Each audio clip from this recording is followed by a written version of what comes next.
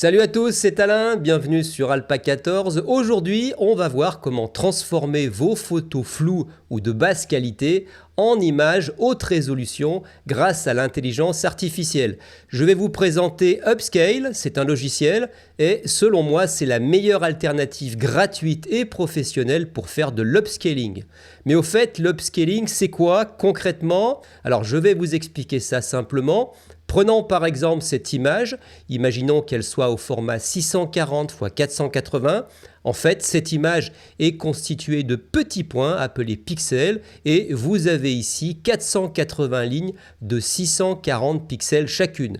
Si j'agrandis cette image avec un logiciel classique pour essayer d'en faire une grande image en haute définition, le logiciel va simplement étirer les pixels existants. C'est ce qu'on voit ici avec ce x4 en zoomant. L'image devient floue, on commence à voir les carrés. Bref, l'image pixelise, c'est donc clairement la mauvaise solution. En revanche, avec un logiciel comme Upscale, l'intelligence artificielle ne va pas étirer les pixels, elle va en créer de nouveaux. Elle analyse l'image et invente littéralement les détails manquants pour combler les vides. En partant de notre format 640 x 480, Upscale va multiplier par 4 le nombre de pixels et on obtient alors une nouvelle image de plus de 2500 pixels de large, ultra nette, sans aucun effet d'étirement. Le gros point fort, Upscale est un logiciel open source et 100% gratuit pour Windows, Mac et Linux. Contrairement à beaucoup d'outils en ligne, tout se passe en local sur votre ordinateur. Vos photos ne sont jamais envoyées sur un serveur tiers, ce qui garantit une confidentialité totale. Une fois installé, vous n'avez même plus besoin de connexion Internet pour travailler. Alors, on va voir ensemble où le télécharger, comment l'installer et je vous ferai quelques démos pour que vous puissiez juger du résultat par vous-même.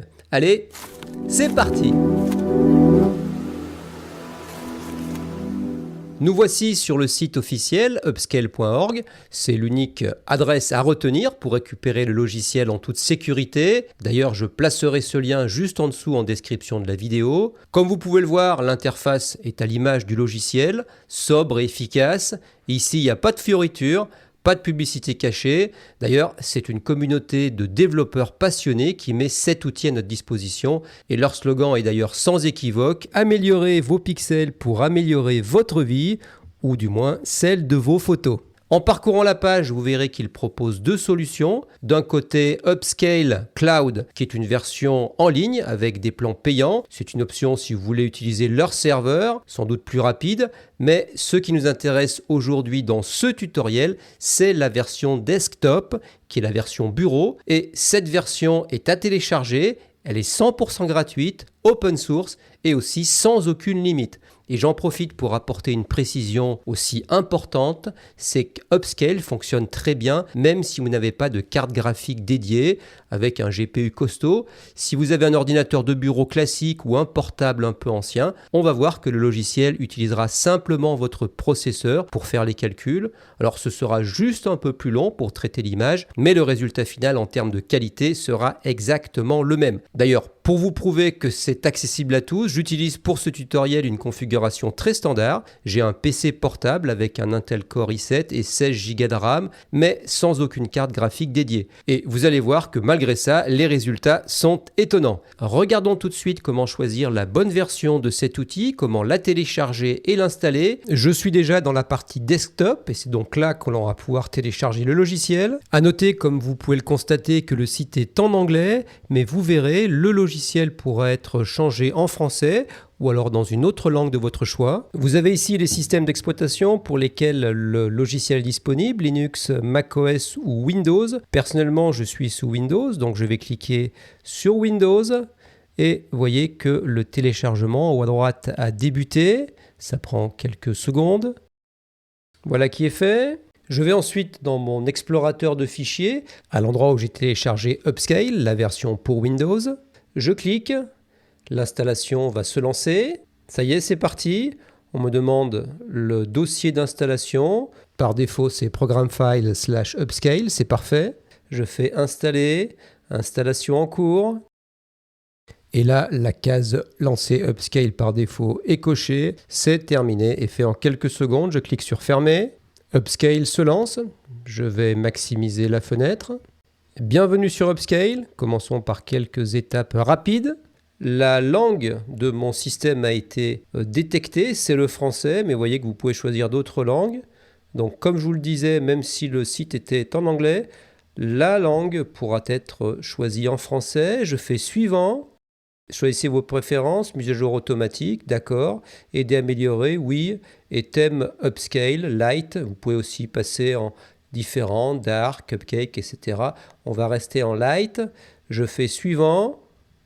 Et vous êtes prêts, commencez. Voilà, nous sommes maintenant dans l'interface.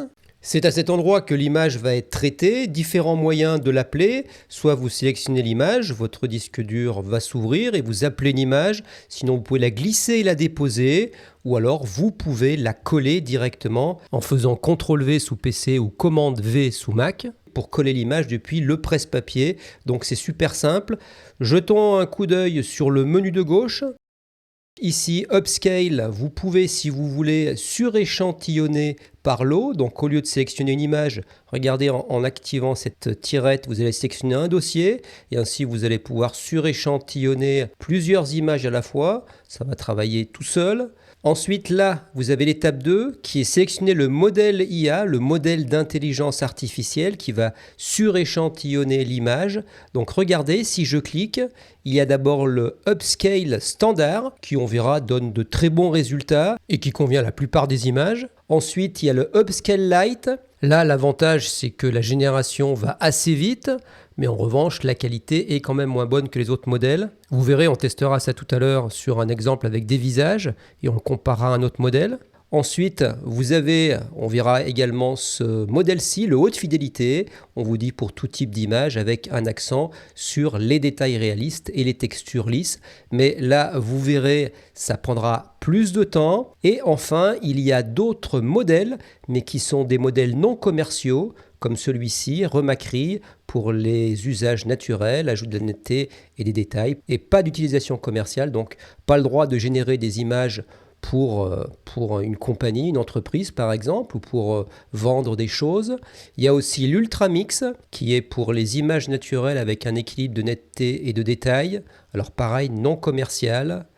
Voilà. Et puis il y a aussi l'Ultra Sharp pour les images naturelles avec un accent sur la netteté. Et enfin, vous avez un quatrième modèle qui est accepté pour un usage commercial, mais qui est plus destiné aux arts numériques et aux illustrations avec des couleurs pures, ou alors par exemple au logo. Pour résumer, finalement, vous avez quand même accès à 4 modèles qui sont autorisés pour un usage commercial et qui, vous verrez, offrent déjà de très bons résultats. Hop hop hop, on fait une courte pause, juste pour vous demander de liker la vidéo si vous la trouvez intéressante et utile. Abonnez-vous également à Alpacator si ce n'est pas déjà fait, et activez la cloche. Ainsi, vous serez averti à chaque fois que je mettrai en ligne un nouveau tutoriel. Alors, en commentaire, n'hésitez pas à me dire ce que vous pensez de cet outil Upscale. Ça m'intéresse et je vous répondrai avec plaisir. Allez, assez parlé, on continue. Voilà, alors on va choisir d'abord, vous allez voir le Upscale standard. On va les tester un peu tous avec différentes configurations. À cet endroit, vous pouvez activer le double Upscale qui fait du x16. Alors les désavantages, c'est que ça prend quand même beaucoup plus de temps et au risque quand même de lisser pas mal l'image. Mais on testera également ça en fin de tuto. Alors ici, échelle de l'image, donc x4, d'accord, par défaut. On verra que au-delà, en fait, si vous faites du x5 ou du x6, ça va zoomer dans l'image, mais ça ne va pas rééchantillonner. Ici, vous définissez le dossier de sortie où l'image finale va être enregistrée. Et ici, vous cliquez sur suréchantillonner pour lancer le suréchantillonnage.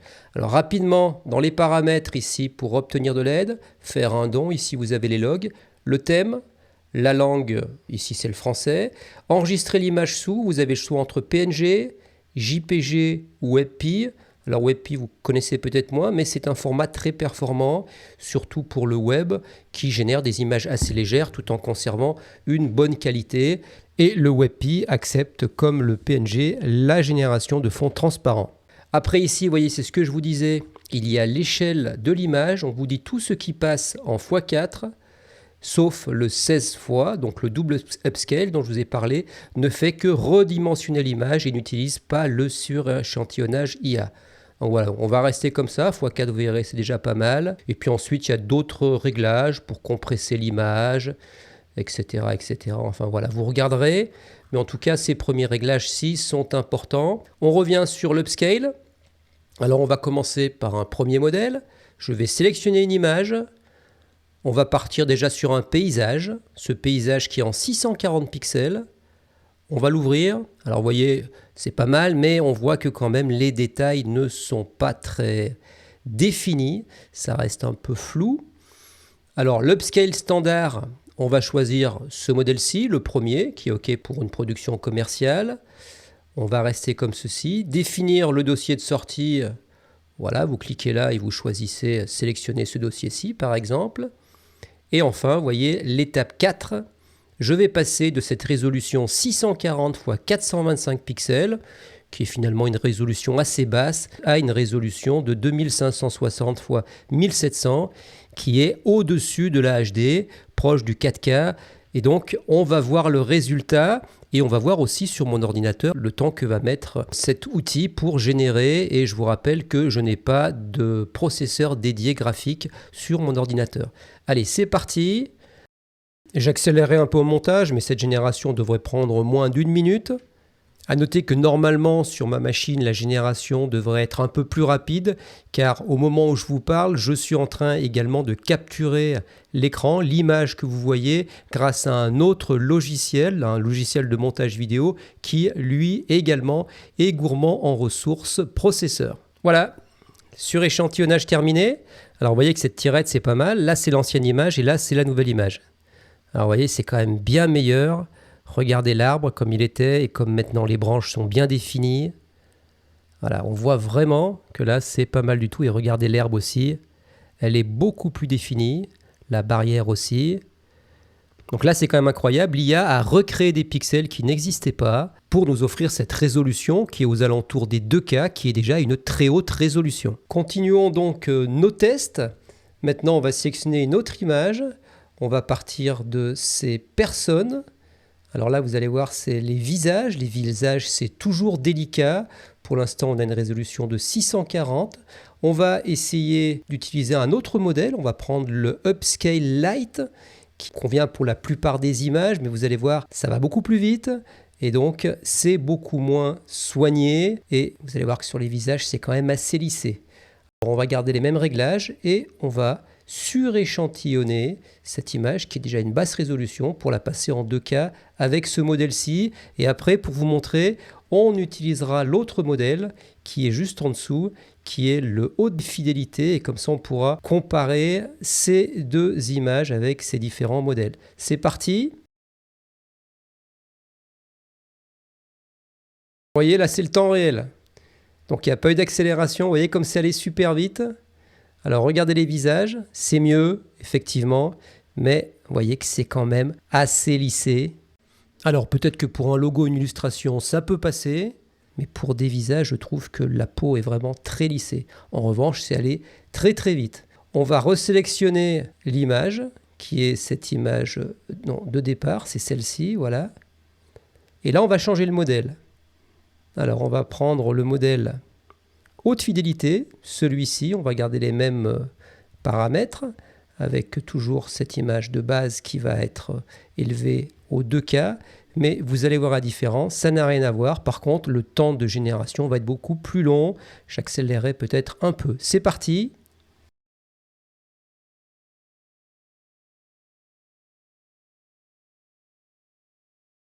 Voilà, c'est terminé. La génération s'est faite en moins d'1 minute quand même. Mais regardez, la qualité est bien meilleure, sans rééchantillonnage et avec. Et regardez la peau, ce n'est pas autant lissé que le modèle d'avant. Et donc je trouve que ce modèle haute fidélité pour des visages est beaucoup mieux adapté. Et pour terminer, on va tester un autre modèle. D'abord, je vais sélectionner une image. Je vais choisir mon logo. Alors mon logo en 150 pixels, donc c'est vraiment une basse résolution. On va changer le modèle, on va choisir le modèle qui est adapté aux arts numériques, pour l'art numérique et les illustrations. Ce modèle-ci, et on va rester sur un x4, et après on essaiera le double upscale qui nous fera un x16. On verra ce que ça va donner, mais j'imagine que ça sera beaucoup plus long. Alors là, on garde ces mêmes paramètres. Et ça y est, je clique sur suréchantillonner. Oula, ça a été super rapide. Vous avez vu, ça a pris quelques secondes. Et là, quand même, c'est pas mal du tout. Regardez, regardez la qualité. C'est impeccable. Je suis quand même passé de 150 x 150 à 600 x 600. Donc là, c'est un bon résultat. Ça donne vraiment un très bon résultat sur ce qui est graphique, art numérique. Alors, ce qu'on peut essayer de tester, c'est que je peux sélectionner l'image à nouveau, qui est ici. Voilà. On va prendre un autre modèle, par exemple l'upscale standard, celui-là. Et là, regardez, on va cliquer sur double upscale, le x16. Et là, c'est assez incroyable car 150 x 150, je ne sais pas si vous vous rendez compte, c'est à peu près comme un timbre-poste. Et là, on va passer sur un truc assez haut en résolution du 2400 x 2400, ce qui est énorme. Donc on va voir tous les pixels qui vont être ajoutés et ce que au final ça va donner sur ce logo.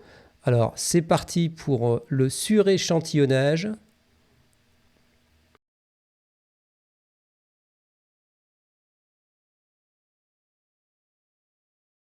Voilà, c'est terminé. On arrive quand même à pas loin de 2 minutes de temps de génération sur ma machine qui, je vous le rappelle, filme en même temps l'écran. Normalement, vous avez vu, pour faire du 600 pixels x 600 pixels, ça avait mis à peine quelques secondes. Là, on a mis plus d'une minute 30, alors que là, on approche les 2 minutes. En revanche, le résultat est vraiment excellent. Regardez ça, du 2400 x 2400, c'est vraiment super. Et là, je vais pouvoir vraiment même l'imprimer tout en gardant une très bonne définition. Ce double upscaling, ce x16, se révèle être une très bonne surprise dans ce cas d'utilisation qui est, comme on vient de le voir, l'upscaling d'un logo ou alors d'une illustration avec des couleurs pures. En revanche, pour une image avec beaucoup de nuances, je pense qu'il y aura trop de création de pixels et donc d'une manière générale, l'image va être vraiment lissée et là, ça fera vraiment trop IA. Donc mon conseil, pour des photos, restez plutôt sur 2x4, ça fonctionne très bien. Alors ensuite ici, je ne sais pas si vous avez vu, mais vous avez ici, vous pouvez réinitialiser l'image pour l'enlever. Là, vous avez le niveau de zoom. Et puis ici, vous pouvez avoir la vue de la lentille.